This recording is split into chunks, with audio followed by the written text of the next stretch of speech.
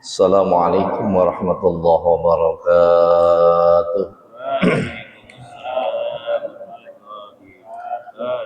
Al-Fatihah liridhaillah wa ila hadratin Nabi Muhammadin Mustafa Rasulillah sallallahu alaihi wasallam.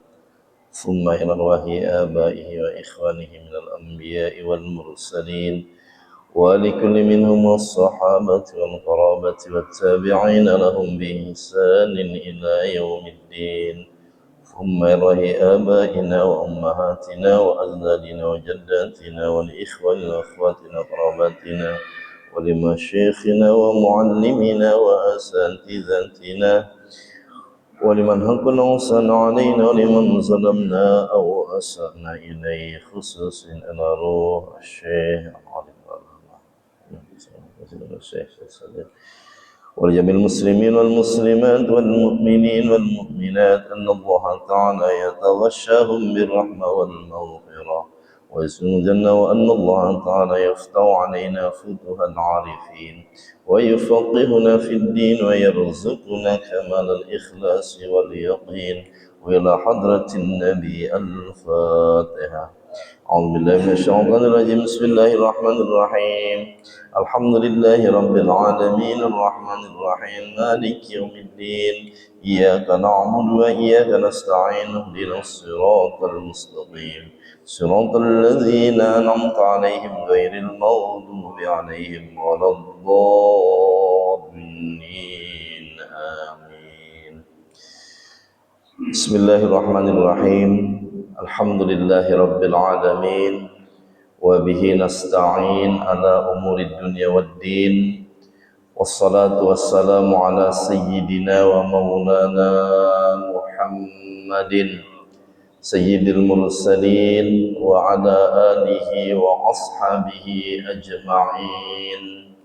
أما بعد فإن أصدق الحديث كتاب الله تعالى وخير هدي هدي سيدنا محمد صلى الله عليه وسلم وشر الأمور محدثاتها وكل محدثة بدعة وكل بدعة ضلالة وكل ضلالة في النار. وبسند المتصل إلى الإمام المؤلف رحمه الله تعالى ونفعنا به وببركة علومه في الدارين آمين يا رب العالمين. Hadirin jamaah sekalian yang saya hormati, wabil khusus para tokoh masyarakat, sesepuh bini sepuh di lingkungan setempat, pengurus DKM Masjid Al-Falah, jamaah sekalian yang dirahmati Allah Subhanahu wa taala.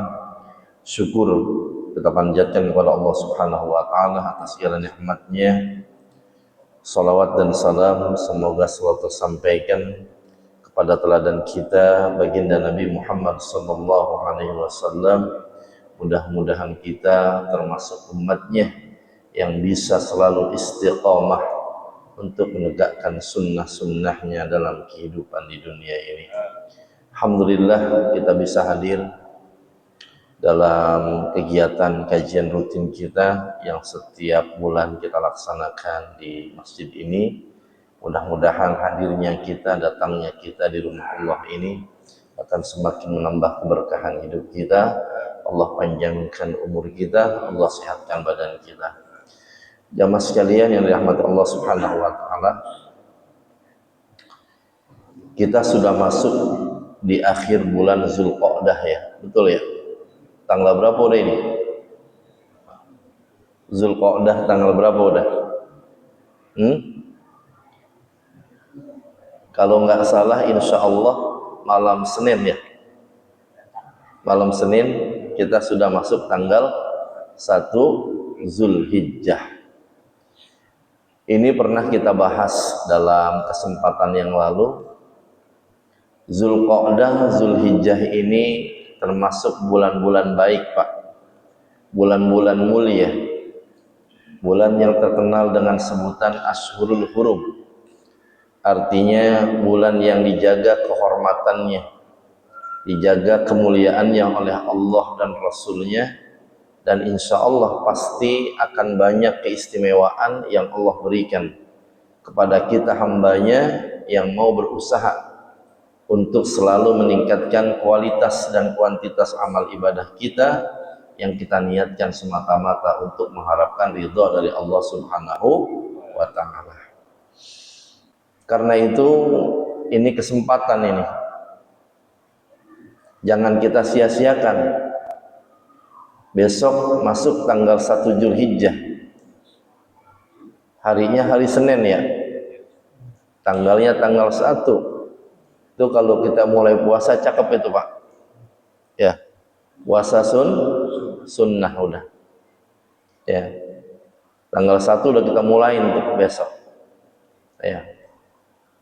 Walaupun Pak banyak amal-amal sunnah yang bisa kita kerjakan di bulan ini banyak Pak. Yang paling utama tentu kalau kita punya kemampuan tuh untuk melaksanakan ibadah haji dan kita mampu untuk melaksanakannya, maka kita diwajibkan untuk bisa melaksanakan ibadah haji. Tapi kayaknya yang ada di sini kayaknya belum berangkat ini ya. Berangkatnya ini? Hah? Enggak, yang ada di sini maksud saya ini kayaknya belum haji ya, belum pada berangkat haji tahun ini ya. Apa buktinya? Ini masih ada di sini kan ya? Iya. Kalau seandainya begitu, iya. Tahun ini berangkat makanya udah nggak ada di sini gitu. Udah pada ke Mekah atau di Madinah, jangan-jangan begitu ya. Iya. Hah? Ada besok ini? Masya Allah. Malam Ahad besok berangkat. Kita doain, mudah-mudahan lancar ya. Ya, pulang pergi dalam keadaan sehat dan selamat, dan insya Allah membawa haji yang mabrur, yang makbul. Amin ya robbal. Titip doa ya Pak ya, doain biar jamaah Al-Falah ini insya Allah diberikan kesempatan oleh Allah untuk bisa berangkat haji tahun depan begitu ya. Amin ya robbal alamin. Ini kalau kita mampu Pak, kita bisa berangkat Pak. Bab haji itu bukan soal keinginan Pak, tapi soal kewajiban ya. Jadi kalau seandainya pengen doang, tapi kagak dibarengi dengan niat wajib itu melaksanakannya, itu kadang-kadang masih ada mikir-mikir Pak. Bab ibadah haji itu ya, kalau ditanya kenapa belum berangkat haji, sampai sekarang saya tanya, kenapa belum berangkat haji Pak? Apa jawaban kita? Hah? Belum dipanggil. Belum panggilan, begitu ya. Itu kalau belum panggilan itu salah Pak ya. Itu kan dulu saat Nabi Allah Ibrahim alaihissalam melakukan renovasi Ka'bah Pak ya, itu kan Nabi Allah Ibrahim disuruh berdoa sama Allah. Itu ayatnya diabadikan tuh dalam surat Al-Hajj ya. Kata Allah, wa adzin fin nasi bil haji ya'tuka rijalan wa ala kulli dhamiri ya'tina min kulli fajjin amiq. Itu Nabi Ibrahim menyeru tuh surah Allah, seru, panggil tuh ya, panggil ya orang yang di hatinya ada iman sama Allah, buat ngapain? Untuk melaksanakan ibadah haji. Niscaya mereka akan datang Pak dengan berjalan kaki atau mungkin mengendarai onta yang kurus Pak dari segala penjuru. Kalau masalah panggilan berarti udah dipanggil apa belum? Udah ya. Tinggal jawabannya apa? Belum setoran Ustadz, begitu tuh ya. Iya. Kalau masalah panggilan udah dipanggil, tinggal setoran. Iya. Insyaallah mudah-mudahan ya biar mudah rezekinya ya. Iya semua.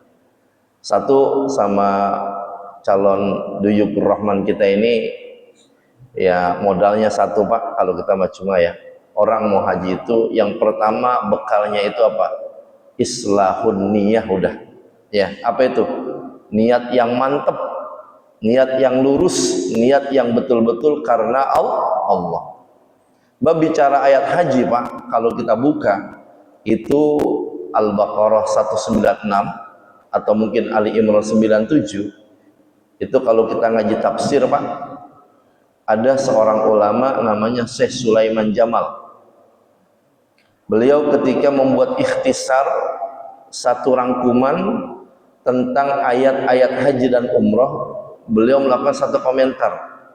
Kata beliau, limaza adhafallahu al-hajja wal umrah mudhafatan ilaih, katanya Pak. Ma'a anna jami'al ibadati ya mudhafat ilallah. Itu kenapa sih di saat ayat haji dan umroh, kenapa Allah itu menyandarkan kata ibadah haji dan umroh itu kepadanya? Bukankah semua ibadah yang dilakukan oleh kita umat Islam itu pasti tujuannya, muaranya sama Allah, benar apa kagak? Semua ibadah yang kita lakukan pasti niatnya karena Allah. Tetapi di ayat haji dan umrah itu disebut langsung Pak. Misalnya kita baca Al-Baqarah 196 ya, apa itu? Wa atimul hajja wal umrata lillah, kan begitu ya? Dan sempurnakanlah ibadah haji dan umrah lillah, karena Allah. Sementara di Ali Imran 97 Allah katakan walillahi 'alan nasi hijjul baiti man istata'a ilaihi sabila. Allah sebut lagi tuh walillahi, karena Allah. Itu kenapa kata beliau, kok bab haji sama umroh Allah sebutnya langsung lillah begitu Pak.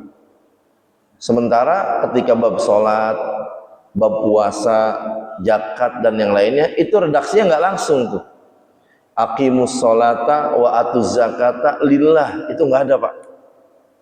Ya ayyuhalladzina amanu kutiba alaikumusiyam lillah, itu juga nggak ada Pak. Tapi pada bab haji dan umrah Allah sebut langsung tuh.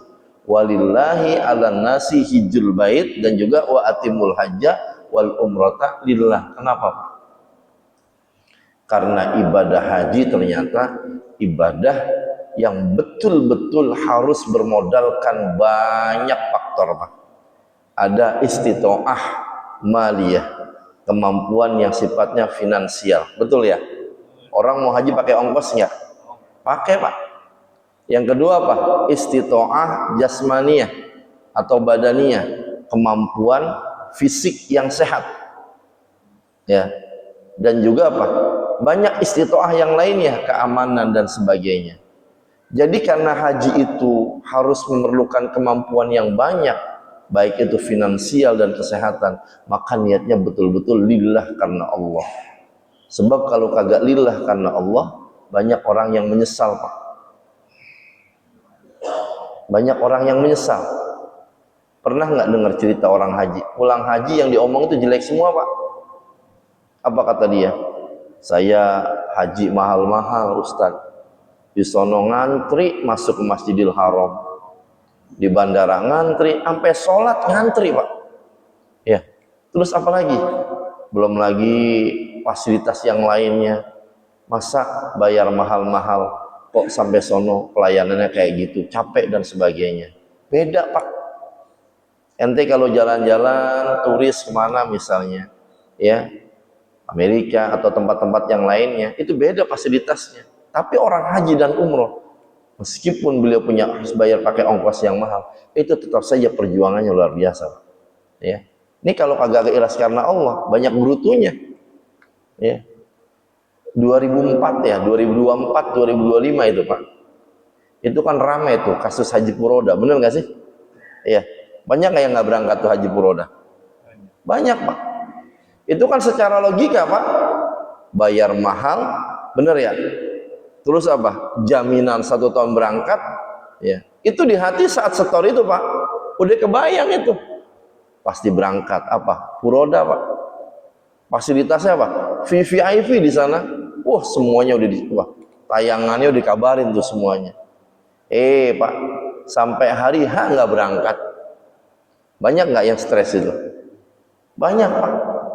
Makanya saat ibadah haji kata Allah, kalau antum sudah daftar tuh, udah daftar ya, ONH udah daftar porsi haji, udah niatnya lillah, udah karena Allah. Artinya apa? Banyak orang yang sudah daftar, masa tunggu lama, saat mau berangkat Pak, ada nggak yang nggak berangkat? Banyak. Karena mungkin meninggal dunia, ada nggak? Ada. Karena mungkin faktor kesehatan, sakit, atau mungkin tidak mampu untuk melunasi biaya ongkos haji. Itu banyak Pak. Ya, makanya kata Allah tuh, walillahi, betul-betul ibadah haji itu karena Allah ikhlasnya, bukan karena apa-apa dan karena yang lain Pak. Ya, makanya sebutannya kan apa? Duyufur Rahman. Ya, Duyufur Rahman, al-hujjaj wal umar wafdullah. Orang yang haji dan umroh itu Pak, orang haji dan umroh itu katanya tamu istimewanya Allah. Ya, karena tamu istimewanya Allah ada 3 tuh keistimewaannya. Insa'alu u'tu, segala permintaannya besok bakalan langsung dijawab, dikabul sama Allah. Doa-doanya mustajabah. Ya, makanya nitip doa ya, nitip doa biar mustajabah, di sana dipanggil kita semua tuh. Yang kedua, ini istighfiru gufiru, istighfarnya tuh minta ampunnya bakal diampunin Pak sama Allah. Ya, wa in anfaqu ukhlifu, segala biaya ongkos yang dia keluarkan tuh untuk pelaksanaan ibadah hajinya, ukhlifu, bakal diganti oleh Allah berlipat-lipat ganda kalau dia melaksanakannya lillah. Makanya jangan merasa takut, itu bakal diganti sama Allah. Ya, itu 3 Pak. Banyakin doa di sono ya, doain ya, biar semuanya bisa kebagian berkahnya. Ya, ini bab haji nah dikit kita singgung ya. Kemudian buat yang belum mampu haji Pak, yang belum mampu haji nih, banyak nggak amalan-amalan sunnah yang bisa kita kerjakan di bulan haram itu? Banyak. Di antaranya adalah kita bisa melaksanakan ibadah kurban Pak. Ini kayaknya kalau dari wajah-wajahnya semua ini calon-calon pengkurban kayaknya ya. Iya, bener ya Pak? Insya Allah pada kurban apa Pak? Jangan perasaan dong, bilang insya Allah, begitu ya. Iya. Apa sih itu kurban Pak? Ini ta'rifuha al-udhiyah, itu ismun lima yudbahu minal ibil wal baqar wal ghanam yauman nahri wa ayyamat tasriqi taqarruban ilallahi ta'ala. Itu yang namanya udhiyah atau kurban Pak. Itu satu istilah Pak. Apa itu? Proses pemotongan hewan kurban, baik itu berupa unta, sapi, kerbau atau kambing, yang pemotongannya dilaksanakan pada hari apa? Hari raya Idul Kurban. Tanggal berapa itu? 10 Zulhijjah dan 3 hari tasyrik setelahnya. Tanggal berapa? 11, 12, 13. Apa tujuannya? Taqarruban ilallah, semata-mata untuk mendekatkan diri kita kepada Allah Subhanahu wa ta'ala. Kurban bukan ajang pamer kemampuan Pak. Ya, bukan ajang menunjukkan kemampuan satu sosial, bukan. Ya, sebab katanya yang sampai diterima sama Allah itu apa? La yanallahu luhumuha wala dima'uha, bukan darah dan dagingnya, tetapi yang diterima sama Allah adalah keikhlasan dan ketakwaan dari orang yang berkurban kepada Allah Subhanahu wa ta'ala. Itu niatnya betul-betul karena Allah. Ya. Kemudian masyru'iyatuha. Wa qad sara Allahu al-udhiyata biqaulihi subhanahu wa ta'ala. Dasarnya Pak, dalilnya itu dari mana itu? Itu kalau kita baca dalam surat Al-Kautsar Pak. Pendek ini suratnya, ada berapa ayatnya? 3 Pak. Hafal banget kita ini ya. Ini kata Allah, katanya inna a'tayna kal kautsar. Sesungguhnya kami, kata Allah, sudah memberikan kepadamu al-kautsar, nikmat yang banyak. Ini al-kautsar kalau ngaji tafsir maknanya banyak Pak. Ada nama telaga, nama surga, banyak. Ya. Sesungguhnya kami sudah berikan kepadamu nikmat yang banyak, kata Allah. Fasholli li rabbika wanhar, dan dirikanlah solat, laksanakanlah solat, wanhar, dan berkurbanlah. Inna syani'aka huwal abtar, sesungguhnya orang yang membencimu dia akan terputus dari rahmat Allah Subhanahu wa ta'ala. Ini Pak, dari sini dasar hukumnya ini. Maka ulama ada yang berpendapat, di situ disebut katanya fasholli li rabbika wanhar, itu redaksinya pakai kata kerja perintah Pak, fi'il amar. Yang namanya kata kerja perintah itu ada kaidah al-amru yadullu alal wujub Pak. Setiap perintah itu berarti menandakan satu kewajiban. Maka ada ulama yang berpendapat bahwa kurban itu hukumnya wajib Pak. Artinya kalau wajib dikerjakan dapat pahala, betul. Ditinggalkan berdosa. Nah ini di Al-Falah Pak, jamaahnya ini menghukumkan kurban ini maunya wajib apa sunnah muakkadah Pak? Sunnah muakkadah. Saya tanya ini, kita nih di Al-Falah nih, warga Al-Falah, ini kan ayatnya fasholli li rabbika wanhar. Kata ulama, kalau kata kerjanya perintah berarti al-amru yadullu alal wujub.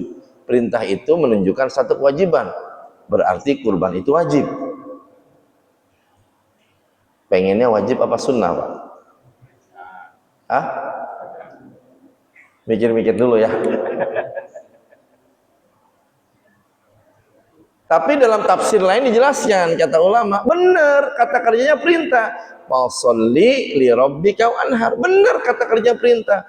Tapi sholatnya di situ katanya adalah sholat hari raya Idul Adha. Sholat hari raya Idul Adha. Sholat Idul Adha itu hukumnya sunnah apa wajib? Sunnah apa wajib? Saya tanya ya, benar ya sunnah ya? Iya. Sholat zuhur wajib apa enggak? Wajib. Sholat asar wajib enggak? Wajib. Maghrib wajib enggak? Wajib. Isya wajib enggak? Wajib. Subuh wajib enggak? Idul Adha, Idul Fitri wajib apa sunnah? Banyakan mana kalau sholat itu? Antara Idul Adha, Idul Fitri sama sholat subuh sama yang wajib, yang banyakan mana kira-kira sholatnya orang di Al-Falah? Hah? Banyakan 2 hari raya atau banyakan wajibnya Pak? Kalau sholat gitu maksudnya 2 hari raya jamaahnya banyakan itu. Oh, Allah. Tapi kalau subuh segitu nggak kira-kira? Enggak ya? Bilangin besok itu. Bilangin biar benar, itu tafsirnya begitu kan? Dirikanlah sholat dan berkorbannya. Sholatnya itu kata ulama, sholatnya itu sholat hari raya Idul Adha. Sholatnya sunnah. Artinya sunnah apa? Ente kerjain dapat pahala. Umpama nggak dikerjain dosa apa kagak? Kagak Pak. Jadi jangan salah kaprah ini. Giliran 2 hari raya dah, Idul Fitri, Idul Adha, habis subuh pada ngantri Pak. Penuh, pengen kemana Bang? Sholat 2 hari raya, biar dapat paling depan, adem di depan. Kalau di belakang apa? Panas di belakang mah nggak enak, karpetnya nggak ada. Giliran 5 waktu aja subuh, nggak pernah datang ke masjid Pak. Ada begitu nggak di sini orangnya? Yang mana orangnya? Nggak ada di sini mah, nggak ada ya, nggak ada di sini. Ya bilangin itu, benar-benar. Kata ulama karena sholatnya itu sunnah 2 hari raya Idul Adha, maka wanhar berkurbannya juga sunnah. Tuh. Maka dalam mazhab kita, mazhab Syafi'i menghukumkan kurban itu sunnah muakkadah. Tuh Pak. Ya. Ya, jadi dasarnya surat Al-Kautsar ya. Di situ. Hukumnya sunnah muakkadah.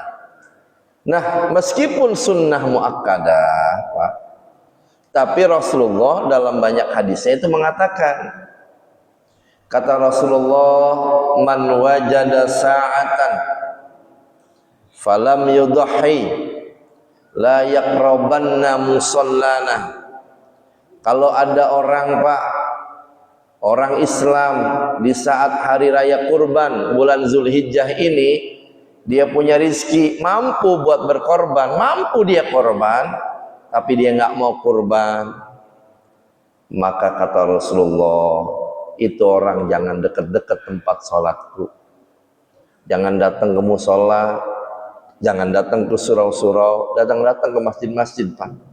Ini artinya Rasulullah seneng apa marah Pak? Benci apa girang tuh sama yang begitu? Kalau ada yang mampu Pak, agak mau korban, kata Nabi jangan dekat-dekat di tempat sholatku. Dalam hadis yang lain dikatakan man kana lahu sa'atun falam yudahi falyamut insya'a yahudiyan aw nasraniyan. Ente mampu korban, ente bisa korban di bulan Zulhijjah ini, ada rezeki mampu buat korban, ente kagak mau korban, silakan nanti kalau mati ente mau pilih mana tuh, Yahudi atau Nasrani Pak. Masya Allah, tuh biar kata sunnah tapi kalau mampu nggak dikerjain tuh Pak. Rasulullah ya ngingetin buat kita ya. Ada orang ditanya sama panitia di Al-Falah, kata panitia, Pak Haji ini orang mampu buat korban. Iya, insya Allah saya mampu korban. Tahun ini mau korban lagi apa enggak? Dia bilang, Pak, enggak. Emang kenapa? Tahun lalu saya udah korban. Tahun lalu saya udah korban. Terus tahun ini enggak. Kan tahun kemarin udah. Begitu Pak jawabannya. Besok panitia bilang, Pak Haji, inna a'toyna kal kausar. Itu kurban tahun kemarin 2025 itu bentuk syukur di tahun yang lalu. Banyak nikmat dikasih sama Allah, maka bentuk syukur tahun lalu kurban. Tahun ini masih kasih nikmat enggak? Masih. Banyak enggak dapat nikmatnya? Banyak. Berarti tanda syukur tahun ini kurban lagi Pak. Jangan ngomong begitu, jangan. Udah tahun lalu, udah 2 tahun lalu. Kurban itu bentuk syukur kita dalam 1 tahun hidup yang kita jalani. Artinya apa? Ketika kita mampu tahun ini berkurban. Tahun lalu bentuk syukur tahun lalu. Tuh. Inna a'toyna kal kausar. Lalu bagaimana ngitung kemampuannya Pak? Ngitung kemampuannya gimana? Kan rumusnya udah diajarin itu seringnya. Umpama Pak. Besok. Kalau sekarang belum kelihatan nih tanggal 1 nih. Kita ngomong sama keluarga, sama bini, mah pengen kurban, tapi rezekinya belum kelihatan ini. Kan begitu ada kadang-kadang ya. Bismillah, mudah-mudahan nanti ada. Beda sama yang udah niat begitu. Kalau yang udah kelihatan mah dari sekarang Pak. Udah buru-buru. Diapain tuh? Kasih sama panitia atau beli sendiri boleh dah ya. Ini belum kelihatan nih.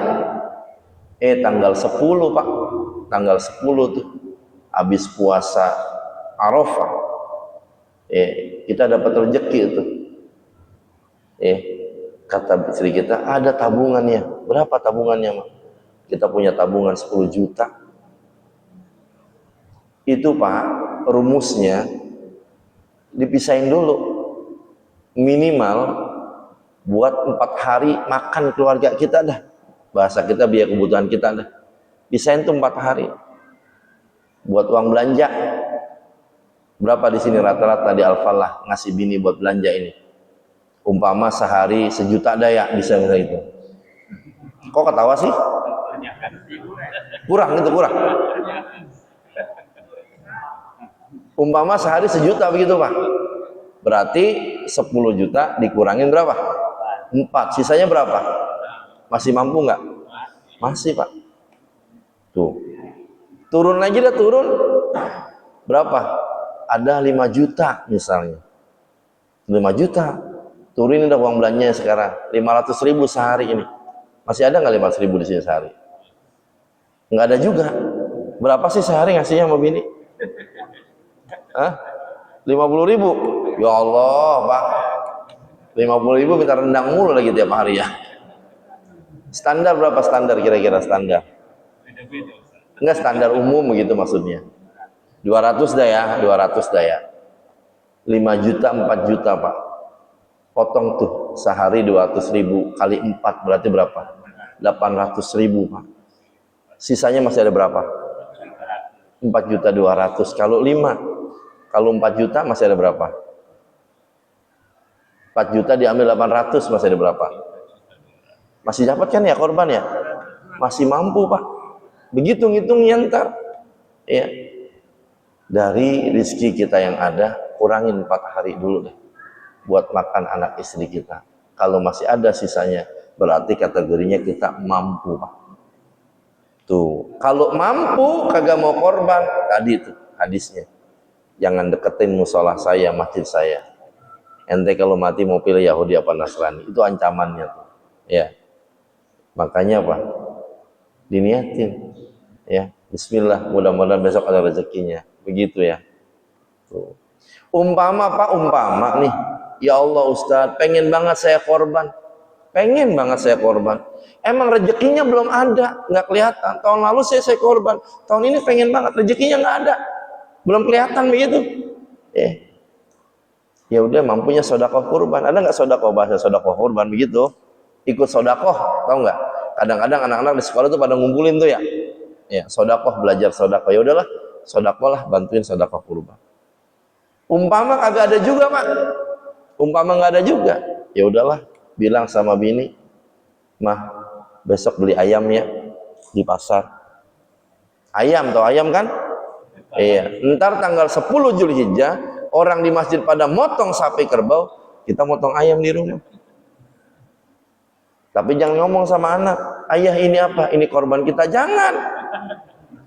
Apa itu maksudnya? Ini sunnahnya Pak. Ya. Ini satu hadis. Ya. Ma'amila adamiyun. Tidaklah ada satu amal Pak yang dilakukan oleh manusia. Min amali yauman nahr. Daripada amal di hari raya kurban. Ahabbu ilallah. Yang sangat dicintai oleh Allah subhanahu wa ta'ala. Min ihraqid dam, daripada apa itu? Mengalirkan darah pada hari itu Pak. Jadi sunnah buat kita motong tuh mengalirkan darah pada hari raya Idul Adha. Itu sunnah Pak. Pahalanya besar. Ya. Jadi kalau antum yang mampu kurban, silakan kurban. Yang belum mampu misalnya ikut sedekah tadi. Nggak mampu, ya tadi beli apa? Ayam kek di rumah, kita potong tuh, itu mengalirkan darahnya, sunnah di hari itu Pak. Kita masak tuh, habis kita masak udah matang, bagiin tetangga kanan kiri Pak. Pahalanya Masya Allah. Jadi banyak jalan menuju sunnah-sunnah di hari itu Pak. Ya, bisa nggak ini kira-kira? Bisa Pak. Ya, iya. Tapi ingat, jangan disalahgunakan. Ya, mampu bisa kurban, dia pilih yang belakangan itu. Deh, kita beli ayam aja. Ini namanya apa? Tahu ilmu tapi disalahgunakan. Iya. Ini saking apa tadi? Saking begitu mulianya, begitu besarnya pahala apa? Ihraqud dam tadi, mengalirkan darah di hari raya itu. Rasulullah sampai apa? Menganjurkan kayak gitu. Mampu kurban silakan. Nggak mampu tadi apa? Ya kita motong ayam. Begitu Pak di rumah. Ya. Itu begitu pahalanya Pak. Ya. Kemudian sunnahnya Pak, ya. Ini buat yang mau korban ini, diperhatikan ini katanya. Ini annan Nabiyya sallallahu alaihi wasallam qala idza ra'aitum hilal Dzulhijjah wa arada ahadukum ayyudhiya falyumsik an sa'rihi wa azfarihi. Ente yang mau korban Pak, besok nih bapak-bapak yang udah niat mau korban. Udah niat nih, emang betul mau korban. Begitu masuk tanggal 1 Zulhijjah Pak, maka ini satu kesunnahan Pak. Apa sunnahnya? Sunnah itu jangan motong rambut dulu, jangan motong kuku dulu Pak. Ya, sunnahnya tuh. Ya. Tetapi ingat, kata ulama di sini, ya, ini katanya dalilun ala sunnati la ala wujubi. Ingat ya, ini satu dalil satu hujjah yang menunjukkan satu kesunahan, bukan satu kewajiban. Ya, ada orang Pak tanggal 1 udah mampu, mulai udah jangan dicukur dulu. Tanggal 1 belum niat nih, belum kelihatan rezekinya. Tanggal 2 belum kelihatan, tanggal 3 belum kelihatan. Tanggal 7 Pak, dia punya rezeki buat korban. Kata panitia datang, Pak Haji mau korban enggak? Ya, enggak jadi kurban. Emang kenapa? Saya habis cukuran kemarin. Enggak begitu, enggak. Jangan begitu. Sebab sunnah ini berlaku ya saat kita mau korban. Umpama kita ada rezeki misalnya tanggal 9 atau malamnya Pak. Walaupun kemarin kita udah potong kuku, udah potong rambut Pak. Itu sunnahnya terjadi kalau memang kita sudah mau kurban. Ini kenapa ditekankan buat yang mau tanggal 1, yang memang sudah niat, udah pasti tuh, besok tanggal 1 udah, itu mah ya.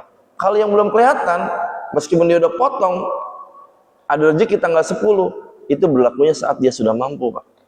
Iya. Jangan gara-gara ini jadi nggak jadi, jangan. Iya.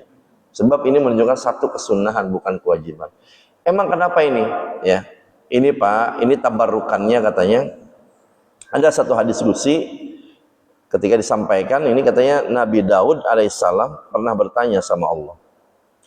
Kata Nabi Daud alaihissalam, ya ilahi ma sawabu man dhaha min ummati Muhammadin sallallahu alaihi wasallam. Ya Allah, apa sih balasan pahala buat orang yang berkurban daripada umatnya Nabi Muhammad sallallahu alaihi wasallam? Qala sawabuhu an u'tiyahu bikulli sya'ratin ala jasadihi asyra hasanatin. Itu Pak, fadilahnya, balasannya, keutamannya orang yang kurban, setiap satu helai bulu Pak, bulu dari hewan yang dia kurbankan, Allah akan jadikan 10 kebaikan Pak. Dan setiap satu helai dari hewan yang dia kurbankan Pak, ya, itu akan menjadi penghapus dosa-dosa kita. Dan Allah akan teringat jagat kita, derajat kita. Dan juga katanya walahu bikulli sya'ratin, dan setiap satu helai itu katanya Allah akan jadikan qasrun fil jannah, satu bangunan istana di surganya Allah Subhanahu wa taala. Maka di situ tuh tabarukannya. Kenapa kita disuruh menahan? Jangan motong rambut dulu, motong kuku dulu kalau mau kurban. Nanti bareng-bareng setelah kita pemotongan hewan kurban. Karena begitu besar balasan pahalanya Pak. Tuh ya, jelas ya? Paham ya? Ya. Tapi ini juga jangan apa tadi, ada orang rambutnya panjang Pak, disuruh potong kagak mau motong. Emang kenapa? Ntar nungguin habis raya kurban. Ente kurban kagak? Kagak lah, kagak ngaruh buat dia mah. Potong aja udah rambutnya itu Mak. Iya. Jangan gara-gara itu apa? Jadi nggak mau begitu Pak. Ya, ini jelas ya tentang bab kurban ini. Kemampuannya gimana? Kemudian dasar hukumnya apa? Ya, insya Allah kalau kita ada rezeki kerjain Pak. Kita mampu laksana karena begitu besar fadilahnya. Dan kurban itu Pak, ada kurban sunnah, ada kurban wajib. Kalau sunnah mau udah biasa ya. Kalau wajib itu apa? Kalau nazar. Ya, kalau nazar itu jadi wajib. Wajib itu gimana maksudnya? Hewan yang kita kurbankan semuanya kita berikan buat orang-orang yang memang berhak menerimanya. Tapi jangan jadi patokan ini panitia, Bapak kurban apa, sunnah apa wajib? Kurban wajib berarti Bapak kagak boleh makan dagingnya. Disilang Pak, disilang, paham disilang nggak? Ini kelompok A korbannya korban wajib, kelompok B juga korbannya korban wajib. Nanti yang punya sapi kelompok A buat kelompok B, sapi kelompok B buat kelompok A. Begitu maksudnya. Bukan kagak boleh makan semuanya, kasihan dia. Iya. Iya, orang pada nyate, diam liatin aja. Ngapa Pak Haji, Bu Haji? Saya korban wajib, kata panitia nggak boleh makan daging korban. Bukan begitu maksudnya. Tuh, hewan yang dikorbankan jangan balik lagi ke bapak ibu, tapi betul-betul dialihkan buat yang berhak. Tapi panitia disilang. Makanya apa? Pada saat menyerahkan betul-betul itu ditanyakan, Bapak kurban? Iya. Wajib apa sunnah? Oh, saya korban wajib misalnya ini. Dibilangin betul jelas-jelas, jangan sampai ketukar Pak. Iya. Betul-betul ditandain itu. Oh, Pak Haji A, nanti kita kasih jatah Pak Haji B. Pak Haji B buat Pak Haji A. Begitu Pak. Yang wajib apa lagi? Kurban wajib selain nazar, kalau kita berkurban buat orang yang sudah meninggal Pak. Ayah ibu kita pengen kita kurbanin, ya, maka jatuhnya jadi korban wajib hukumnya. Kenapa? Karena kita tidak bisa meminta izinnya Pak. Udah nggak ada kan? Kita korban, boleh korbannya, tapi jadi korban wajib Pak. Jelas ya? Ya. Udah mau jam 7 nih, mau isya. Ya. Sampai sini dulu dah ya. Ya.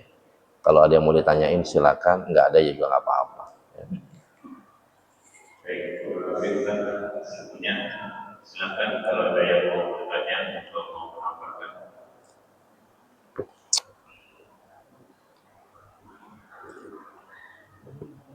Bismillahirrahmanirrahim.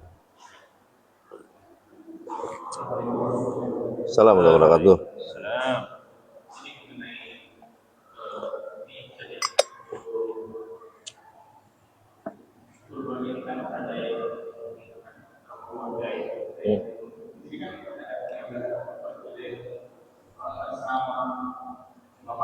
Hmm.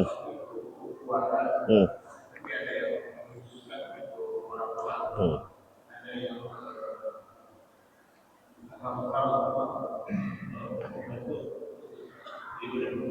Hmm.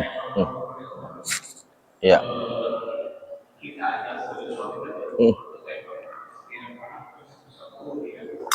Ya. Baik, terima kasih Pak Haji. Yang pertama, hukum dasarnya sunnah muakkadah. Tetapi kemudian terapannya menjadi satu sunnah kifayah. Apa itu kifayah? Ketika sudah ada satu yang mengerjakan, maka gugur kewajibannya dalam satu keluarga. Tahun ini ayah yang kurban, maka dalam satu keluarga sudah terwakili oleh ayahnya.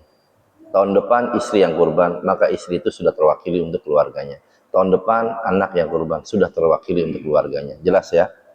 Tapi kalau mampu semuanya, lebih bagus. Satu keluarga, 7 orang, satu sapi buat keluarganya. Itu cakep. Tapi tadi, minimal standar hukumnya menjadi sunnah kifayah. Kemudian bagaimana Pak? Ini bab kurban ini, ada istilah al-istiraq fil udhiyah, ada al-istiraq fi sawabil udhiyah. Apa maksudnya? Kalau al-istiraq fil udhiyah, ulama sudah membagi tuh aturannya. Kalau ente korbannya kambing, berarti untuk satu orang. Kalau ente korbannya sapi kerbau, maka satu sapi boleh 7 orang. Itu aturan bagiannya. Tapi kalau al-istiraq fi sawabil udhiyah, mengumpulkan satu bagian pahalanya, boleh buat semuanya Pak. Saya korban, Pak Haji misalnya korban, iya saya korban 1 ekor kambing. Dari Pak Haji iya. Tapi pahalanya saya niatin buat keluarga saya, si ini, disebutin ada 100 Pak.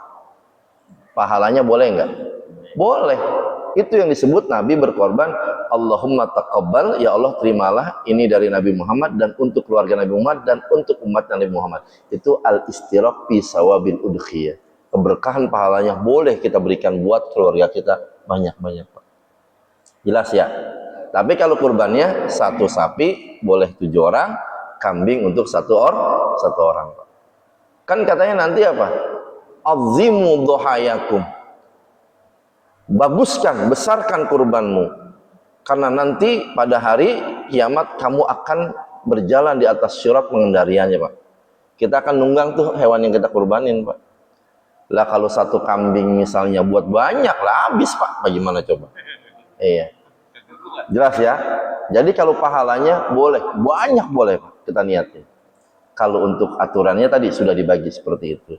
Terus kemudian ini jangan jadi ukuran nih Pak. Sapi harus 7. Gara-gara kurang dari 7 nggak jadi, jangan Pak. Kalau ente mampu satu orang 1 ekor sapi itu lebih bagus. Logikanya begini logikanya nih. Kita kondangan Pak, naik mobil Avanza dah. Yang gelombongan pertama 1 mobil 7 orang Pak. Muat apa enggak? Muat. Tapi kan sempit ya, begitu ya. Ada orang sendirian Pak, kondangan naik Avanza, sendiri lagi dia naik Avanza. Enak apa enggak kira-kira? Begitu kira-kira, jangan nungguin 7 aja. Ini gara-gara nggak 7 nggak jadi nih sapi. Jangan. Ente 1 orang mampu silakan, 2 orang mampu silakan, 3 orang mampu silakan. Tapi batasnya berapa? 7 begitu kira-kira. Ya, ya gitu aja kira-kira. Insyaallah ya.